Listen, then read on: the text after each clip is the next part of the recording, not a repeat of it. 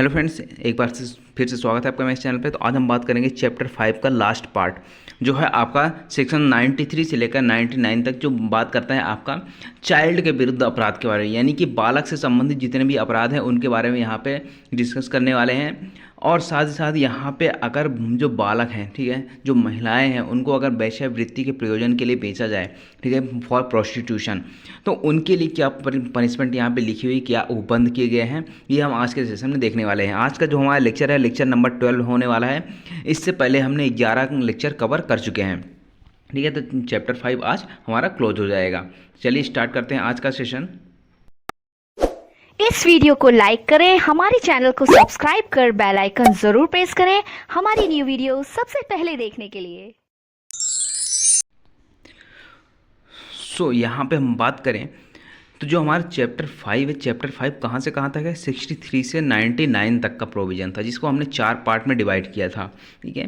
तो 4 पार्ट्स में हमारा लास्ट पार्ट किससे संबंधित है? बालक से संबंधित अपराधों के विषय में है, जो सेक्शन 93 से लेकर 99 तक है। अब यहाँ पे देखिए, यहाँ पे लिखा हुआ जैसे 93 है सेक्शन 93 जो है, पहले कौन सा था? 317 आईपीसी में था। तो 317 जो आईपीसी था उसको कहाँ पे कर दिया गया है? अब धारा 93 में कर दिया गया है, जो कहता है कि अगर कोई माता पिता अपने बच्चों को, जो अवयस्क बच्चे हैं, 12 वर्ष से, इसमें एक एज डिसाइड कर दी गई कि अगर 12 वर्ष से कम आयु के बच्चे हैं उनको कहीं आरक्षित छोड़ दिया जाता है या त्याग कर दिया जाता है, उसके बारे में यहाँ प्रावधान करता है। अब क्योंकि देखिए क्या होता है, जो जनरल सी बात है, सामान्य सी बात है कि अगर कोई भी माता पिता है, प्रत्येक माता पिता का ये ड्यूटी होती है, कर्तव्य होता है कि वो अपने जो भी उनके अवयस्क संतानें हैं, अवयस्क जो बच्चे हैं, उनकी देख रेख करें, उनका यहाँ पे मेंटेनेंस करें, उनको उनका भरण पोषण करें, ठीक है। ये तो हो गई सामान्य सी बात जो आपके मोरल ड्यूटी कहलाती है। अब यहाँ पर यदि ऐसे माता पिता क्या करते हैं, अपने बच्चों को, अवयस्क बच्चों को आरक्षित छोड़ देते हैं, कहीं भी परित्याग कर देते हैं ताकि उनसे मुक्ति पा सकें, तो यहाँ पे अगर ऐसा कुछ होता है तो ये एक दंडनीय अपराध है। और दंडनीय अपराध कहाँ पे? धारा 317 आईपीसी में और सेक्शन 93 बीएनएस में कर दिया गया है, ठीक है। तो ये पहले से भी प्रोविज़न है और अब भी यहाँ पे ये पूरा का प्रोविज़न यहाँ पे ऐड किया गया है, ठीक है। जैसा पहले था वैसा अब भी है। तो अब यहाँ पे देखिए, यहाँ पे सेक्शन क्या कहती है? बालक के पिता या माता, अब यहाँ दोनों की बात करता है, बालक के माता की भी बात करता है और पिता की भी बात करता है, या फिर उसकी देखरेख रखने वाले व्यक्ति द्वारा। 3 लोगों को यहाँ पे जोड़ दिया गया है। पहला कहता है कि माता, दूसरा पिता, ठीक है, और तीसरा एक आता है कि अगर जिसकी देख रेख गार्जियनशिप में हो, ठीक है, किसी के प्राधिकार में हो, किसी की संरक्षा में हो, अगर वह व्यक्ति क्या करे, ऐसे व्यक्ति को, ऐसे बालक को जिसकी उम्र कितनी है, 12 वर्ष से कम आयु की है, उनको क्या कर दिया जाता है, अगर आरक्षित किसी ऐसी जगह पे छोड़ दिया जाए ताकि उनका इंटेंशन हो कि उनसे मुक्ति पा सकें और वो वहाँ से छुटकारा पा सके उस बच्चे से, या फिर उसका परित्याग कर देते हैं, पूरी तरह से त्याग कर देते हैं कि अब हमको ये बच्चा चाहिए ही नहीं।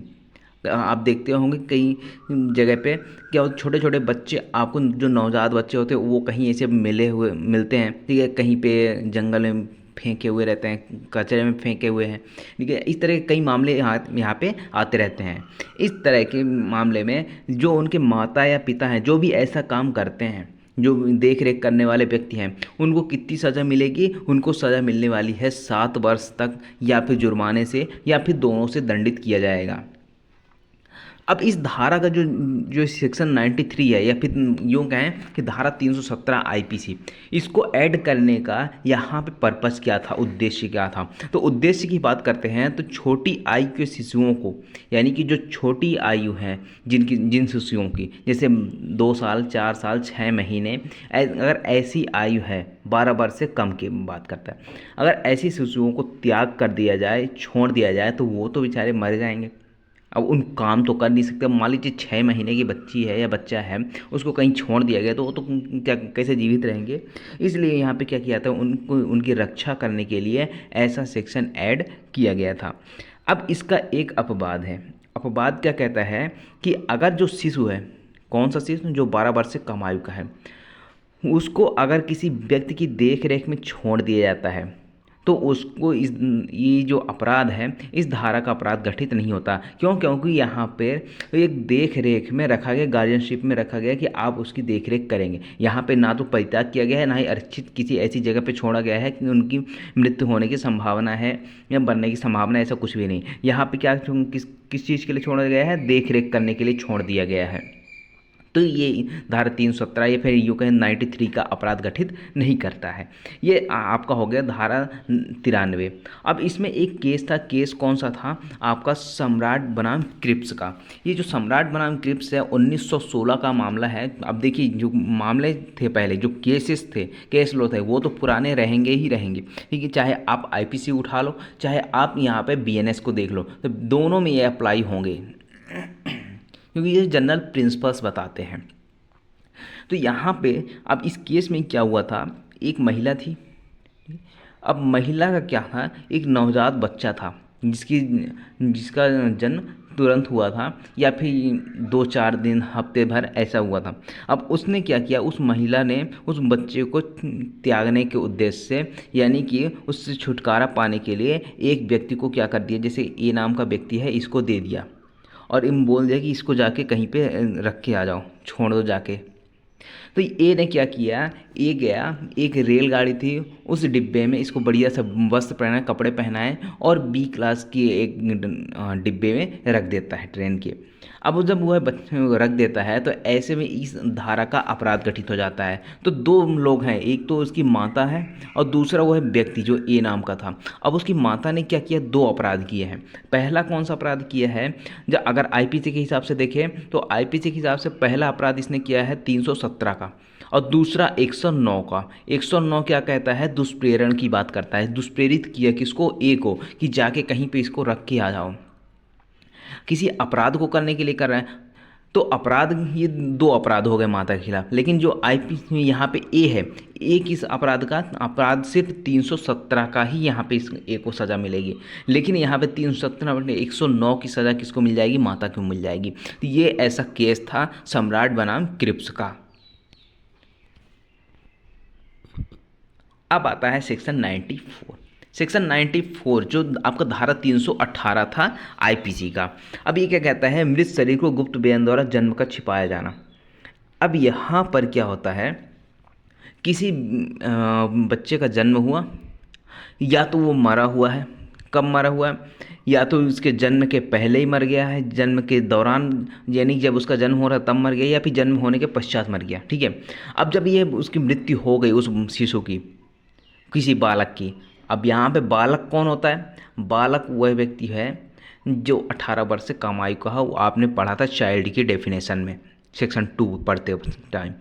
तो यहाँ पे अगर किसी का जन्म छिपाया जाता है कि उसका जन्म हुआ था, तो यहाँ पर भी उसके लिए पनिशमेंट मिलने वाली है। तो यहाँ पे क्या कहता है, जो कोई किसी बालक के मृत शरीर को गुप्त रूप से गाड़ कर, यानी कि किसी बच्चे का जन्म हुआ और उस बच्चे को क्या कर दिया गया, गाड़ दिया गया, या फिर उसका बयान किसी अन्य तरीके से कर दिया गया, कहीं फेंक दिया गया, किसी भी तरह से उसका जन्म को, उस बालक बच्चे का जन्म को छुपाया गया कि उसका जन्म भी हुआ था। तो यहाँ पर अगर ऐसे मृत्यु है, यानी जो बालक की मृत्यु है जन्म से पूर्व हुई हो, जन्म के पश्चात हुई हो, जन्म के दौरान हुई हो, यानी जब उसका डिलीवरी हो रही तो उसी टाइम पे हो गया, तो अगर ऐसे बालक के जन्म को छिपाया जाएगा जानबूझकर या फिर छिपाने का प्रयास किया, यहाँ पे दोनों चीज़ें हैं, या तो छिपाएगा या फिर छिपाने का प्रयास करेगा। दोनों कंडीशन में क्या होगा, 2 वर्ष तक की सज़ा या फिर जुर्माना या फिर दोनों से दंडित किया जाएगा उस व्यक्ति को। सिर्फ यहाँ पे अगर उस बर्थ को छिपाया जा रहा है, यानी कि उसका जन्म हुआ है ये छिपाया जा रहा है, किस तरीके से छुपाया जा रहा है, उस मृत शरीर को, यानी जो बच्चा है उसके मृत शरीर को कहीं किसी जगह गुप्त रूप से कहीं गाड़ दिया जाता है, या अन्यथा उसका बयान यानी कि कहीं फेंक दिया गया, या फिर किसी अन्य तरीके से जो भी वहाँ पे यूज करें। तो उसके लिए 2 तरीके से यहाँ पे अगर जानबूझकर छिपाए गए प्रयास करेगा, अटेम्प्ट करेगा छिपाने का, तो 2 वर्ष तक की सज़ा होगी और जुर्माने से दोनों से दंडित किया जाएगा। उसके बाद आता है एक सेक्शन 95।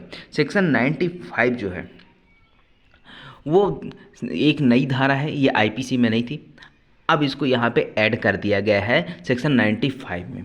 नई धारा को।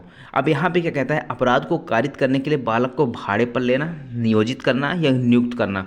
अगर कोई भी व्यक्ति, जैसे ए नाम का व्यक्ति है, ये किसी अपराध को करने के लिए कुछ बच्चों को भाड़े पर लेता है यानी किराए पर लेता है, या फिर किसी अपराध को करने के लिए वहाँ पे नियोजित यानी नियुक्त करता है, वहाँ पे अपॉइंट करता है, तो ऐसे अपराध में जो ए है यानी जिसने ऐसा नियुक्त किया है, नियोजन किया है, जो या बच्चे को किराए पर लिया है अपराध करने के लिए, उसको 3 वर्ष तक की कम से कम सज़ा होगी, जो अधिकतम 10 वर्ष तक की हो सकती है, और जुर्माने से दंडित किया जाएगा।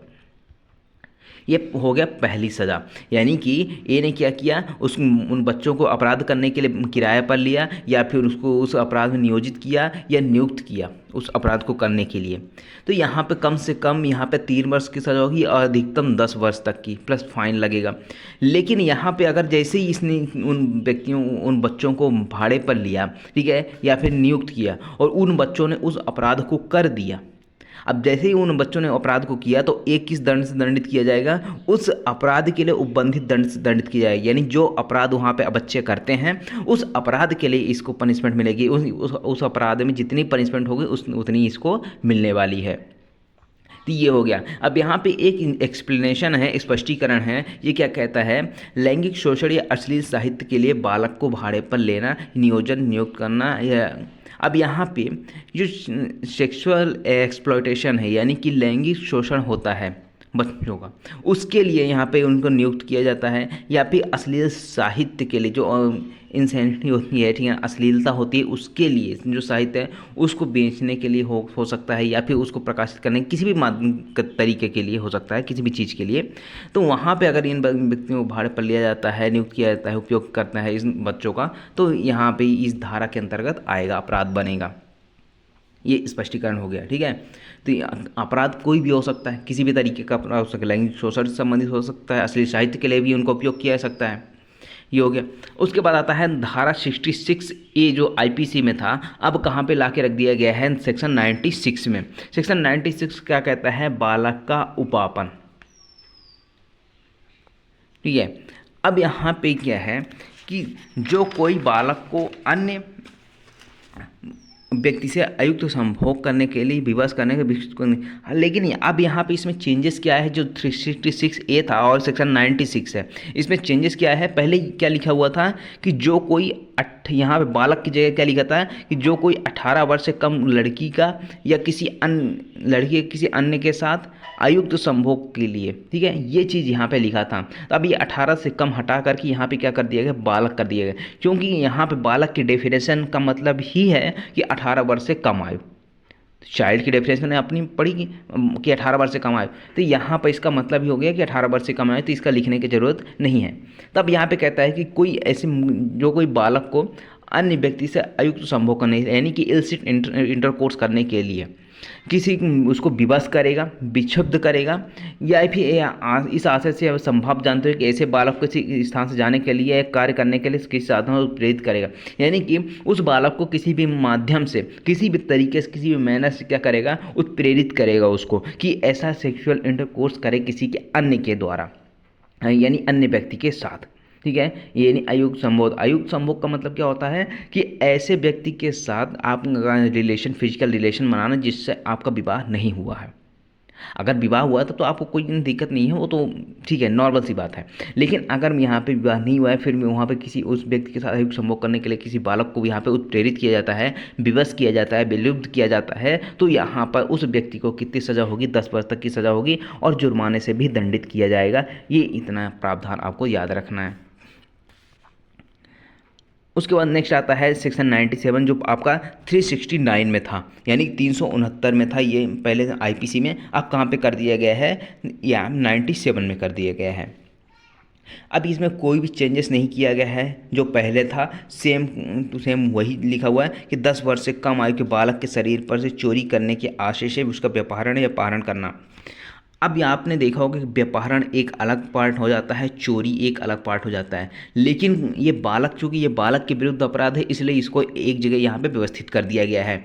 अब यहाँ पे क्या कहता है कि अगर कोई 10 वर्ष से कम आयु का बालक है और उसका व्यापारण या अपहरण इसलिए किया जाता है कि उसके, मान लीजिए उस बच्चे के गले में एक सोने की चैन है, ठीक है। और उसको चुराने के लिए उसका क्या किया जाता है, व्यपहरण या अपहरण किया जाता है। तो जो ऐसा अपराध व्यपहरण अपहरण करेगा उसको 7 वर्ष तक की सज़ा होगी या फिर जुर्माने से भी दंडित किया जाएगा। तो ये बेसिकली बात करता है कि 10 वर्ष से कम आयु के बच्चे के शरीर में से कोई जंगम संपत्ति है, ठीक है, जंगम संपत्ति लेने के उद्देश्य से इसका इंटेंशन क्या है कि उसके शरीर में से क्या है कि अब मान लीजिए ए नाम का बच्चा है, ठीक है, ये 9 साल का है। अब इसके हाथ में एक चांदी का कड़ा है, या फिर यूँ कहे कि इसके गले में एक सोने की चैन है। अब इसको छीनने के लिए ये यानी इसको लेने के लिए इसको क्या किया जाता है, किडनैप किया जाता है और उसको यहाँ पे चोरी करने के उद्देश्य से उसका व्यपहरण या अपहरण कर लिया जाता है। तो जैसे ये व्यपहरण अपहरण किया जाएगा उस 9 वर्ष के बच्चे का, तो ये धारा 97 का अपराध हो जाएगा और उस व्यक्ति को 7 वर्ष तक की सज़ा होगी या फिर जुर्माने से दंडित किया जाएगा। ये हो गया आपका। अब 2 सेक्शन और बचते हैं। पहला यहाँ एक 98 जो आपका धारा 372 था आईपीसी का, अब कहाँ कर दिया गया है, सेक्शन 98 कर दिया गया है। अब यहाँ पे क्या कहता है, वेश्यावृत्ति आदि के प्रयोजन के लिए बालक को बेचना। पहले यहाँ पे क्या था कि अप्राप्त व्यय, यानी बालक की जगह क्या था, अप्राप्त व्यय को बेचने की बात कर रहा था। अप्राप्त व्यय मतलब 18 से कम, यानी कि जो माइनर है। अब यहाँ पे जैसे मैंने पहले बताया कि बालक का मतलब 18 वर्ष से कमाई का होता है, तो यहाँ पे ये सब लिखने की ज़रूरत अब नहीं है।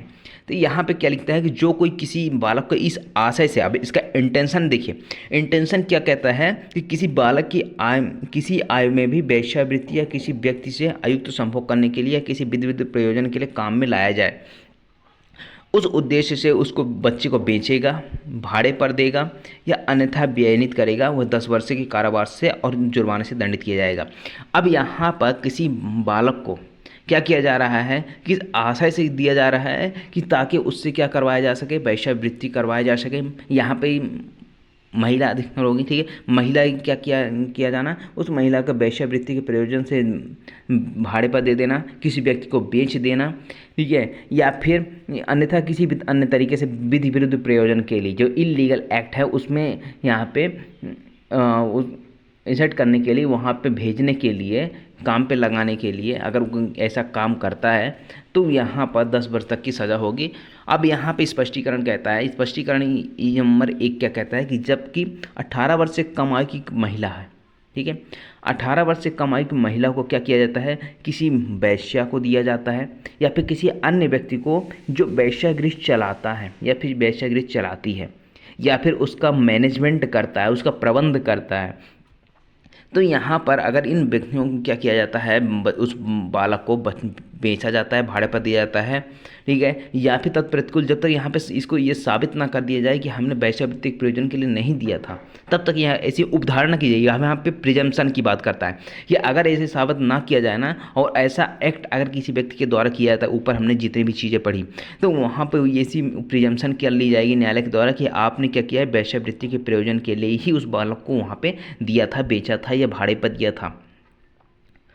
अब यहाँ पे दूसरा स्पष्टीकरण कहता है कि अयुक्त संभोग आपने पढ़ा, इलसिट इंटरकोर्स, इलसिट इंटरकोर्स। अब इसका मतलब क्या होता है कि ऐसे व्यक्ति से आप अयुक्त संभोग करवाना चाहते हो जिसका उससे विवाह नहीं हुआ है, यानी विवाह से संयुक्त नहीं है, तो ये क्या कहलाता है, अयुक्त संभोग कहलाता है। अब यही चीज़ आपके सेक्शन 99 में भी यहाँ पे स्पष्टीकरण काम करेगा। अब सेक्शन 99 देखिए, अब ये जो है आपका सेक्शन 373 था जो आईपीसी का, वो आपका यहाँ पे कहाँ कर दिया गया, सेक्शन 99 में कर दिया गया, कोई चेंजेस इसमें नहीं किया गया। वेश्यावृत्ति आदि के प्रयोजन के लिए बालक को खरीदना, अभी हमने देखा कि किसी बालक को क्या कर रहे थे, आप किसी काम पे लगा रहे थे, बेच रहे थे, अब आप क्या कर रहे हो, उस बालक को खरीद रहे हो।